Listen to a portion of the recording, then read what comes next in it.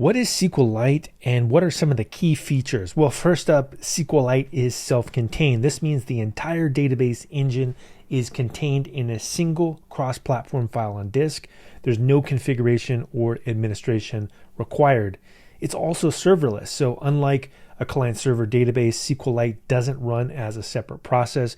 There's no server to configure, administer, or secure, and the database is integrated directly into your application. It's also zero configuration.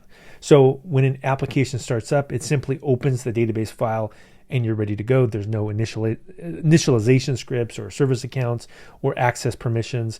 Also, SQLite supports transactions. So this means that you can do atomic commit and rollback, and this allows for safe concurrent access by multiple processes or threads. It also can scale up to 288 plus terabytes, which is just amazing when you think about it. And the limits on the database size are basically non-existent for most practical purposes. And SQLite can be faster than the file system. So this is a pretty unique feature. If you're doing something that maybe you're limited by the file system, this could be a performance optimization. Also, SQLite has thorough automated testing, and there's an extensive test suite with millions of tests that are run prior to every release. And there are billions of test cases that are run over time.